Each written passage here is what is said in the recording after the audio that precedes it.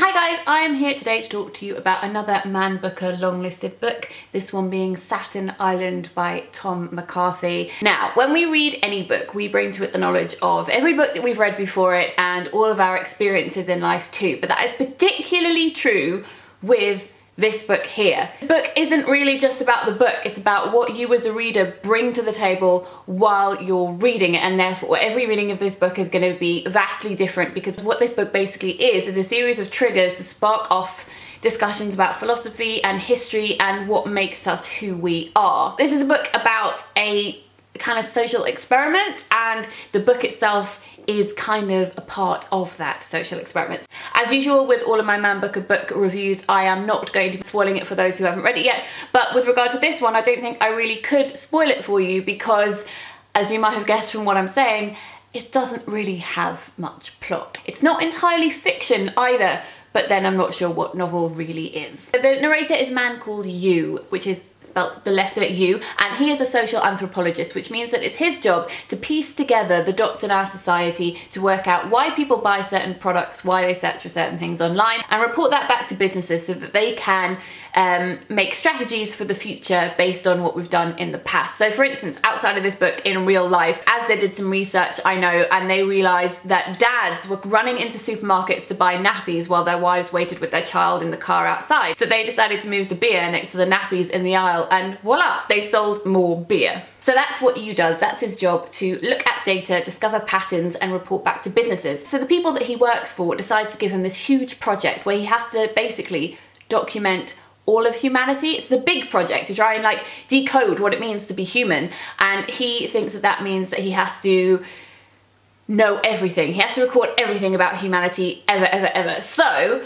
outside of this book, there is a book called Sapiens by Yuval Noah Harari, and this is a book about the history of humanity and what makes us human. But you, our main character in Satin Island, would probably call Sapiens a bit redundant, because as much as it is a study, like an anthropological study on what it means to be human, it's a very selective study. It draws the dots and it makes patterns, but it doesn't have everything in it, and therefore it cannot be a complete study, because to know ourselves properly, we have to know everything, our entire past and our entire present, and that is basically impossible, which is why U's project from the outstart is basically doomed to failure. So it starts in an airport, and U is waiting for a delayed flight so that he can get home from a business trip, and he calls this buffering, this waiting, because everyone is delayed. All the flights across Europe are delayed. So he says that it's buffering. He's just waiting. And then he Skypes his girlfriend and the connection's crap, and that is literal buffering. And then he starts talking about life being a constant buffer, a constant waiting game, as if life is always an airport and we're always waiting to get somewhere. Like life's a purgatory and we're all just waiting to die.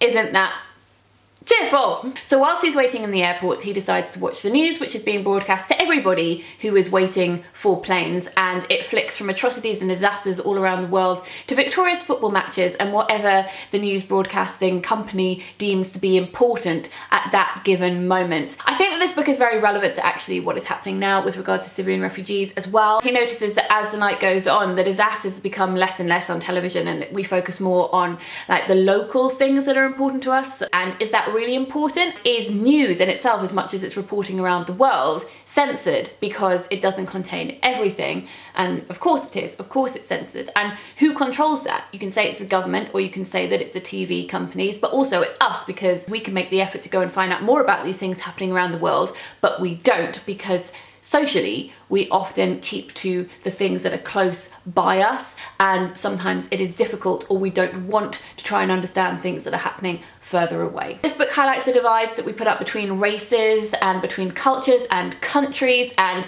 questions whether or not those are right, and where is the divide between self and what does it mean to be a community, what does it mean to be an individual, what makes us us and what makes you you. And as I said, the name of the narrator is You. So you are supposed to read this and make up your own mind. You are supposed to come up with the answers. You. The narrator also notes that if you examine the world around you and try to make sense of it, it's not quite the same as you just experiencing the world, because you're consciously analysing it. And that's not your fault, it's just going to be different. So for instance, when I'm reading the Man Booker books, I'm reading them because I'm part of the Man Booker vloggers, and as I'm reading, I know I'm going to be making a review about them, and therefore I probably read them in a slightly different way than if I wasn't going to film a review video for them. And that's not a bad thing, it's just a different thing, and there's nothing I can do to prevent that from happening. Hugh's office of his social anthropology office is in a basement, so it's underneath the building, and his boss is at the top of the building representing God, and his office is in the basement, which represents him being at the root of things. And he starts his project to try and understand everything, the big project, and he starts that by deciding that he needs to document everything that he sees and everything that happens in his life.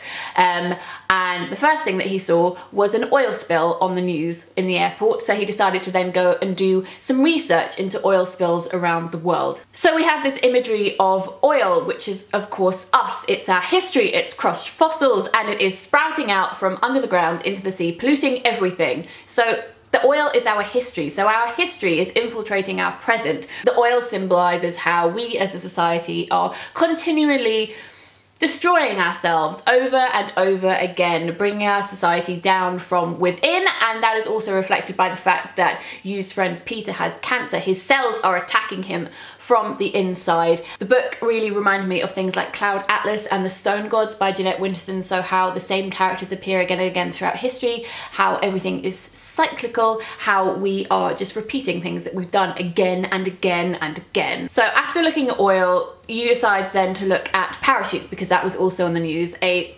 person jumped out of a plane and their parachute failed because the cords had been severed and they died. Hugh then goes on to discuss, like, well, okay, if someone cut the cords of this parachute guy, when did he actually die? Did he die when they cut the cords? Did he die when he put that pack on his shoulder and didn't pick another one? Did he die when he decided to jump out of the plane? Or did he die when he hit the ground? Like, at what point? Like, was he kind of almost walking around pre-dead for a few days before the jump because someone had already decided his fate for him?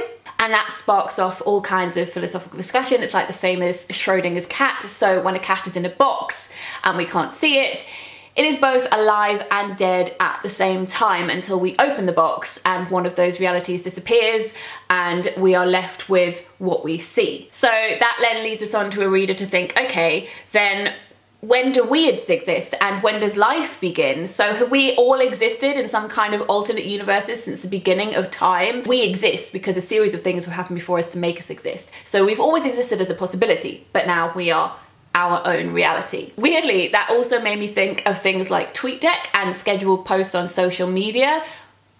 Like, if we write those and then we schedule them to be tweeted later, when did we write them? Did we write them when we write them, or did we write them when they were released into the world? Which one counts? Are we somehow cheating time? Are we cheating the universe? Are we existing outside of time? Does TweetDeck let us do that? Discuss. So Hugh's job is to pick the meaning from life around him and document it, but he says that sometimes he likes to think that actually what he's doing is putting meaning into life by noticing things in it, because we all have a need to understand everything, and if we don't try and make these patterns, does life have meaning at all? Does it have meaning before we examine it? And that made me think of artists such as Jackson Pollock, who made drip paintings with he didn't use artistic paint, he used natural paint because he wanted to create an organic experience, and he just created these dots along pages, and he said he would do it almost in kind of this strange state, and he would only see the meaning of it afterwards. We can't understand something until it is over, and life is never over, and universe is never over, so can we ever properly understand anything? Probably not. Meaning is also subjective because everything is through our own filters, and we can also only understand things from a human point of view, so not just as individuals but what we collectively know as a species. So for instance, most of the universe is made up of a substance called dark matter, and scientists don't have a clue what that is. It's like the God particle. It's like religion and science and mythology. We are constantly writing stories as a way to explain the world around us, whether we think that that is fact or fiction. We are forever reinventing ourselves, forever relearning, forever reevaluating. You know, the world was flat at one point, and we will continue to reevaluate the world around us until the end of time, because that's what humans do. We feel like we have to understand everything. We have this need to understand things with certainty as well, even though we know that that isn't possible. The book also discusses how we kind of live in this gap between knowledge and and understanding, and how that gap widens over time. So say a person has experienced a world war, they have that personal experience of that, and then that lessens over generations, so they can tell like their sons and daughters about it, and then as we go on, instead of hearing about it firsthand from someone, we start reading about it in textbooks, or we watch it on a documentary, or we get taught about it at school, until we don't have that same connection with it. And perhaps that's why we are doomed to repeat ourselves, because this gap between knowledge and understanding gets bigger.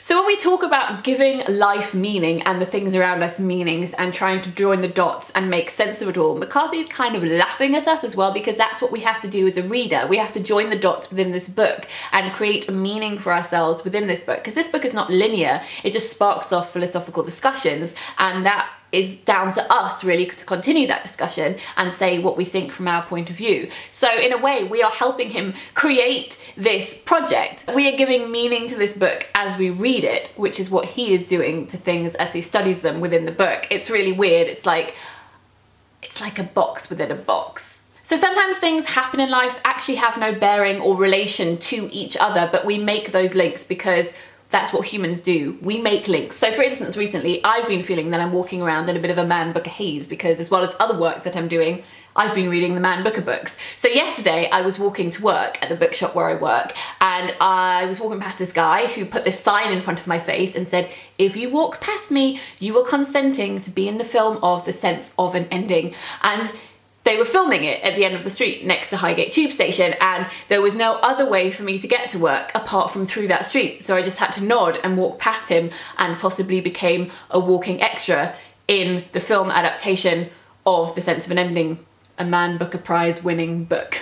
And in my Man Booker haze, that kind of made me laugh.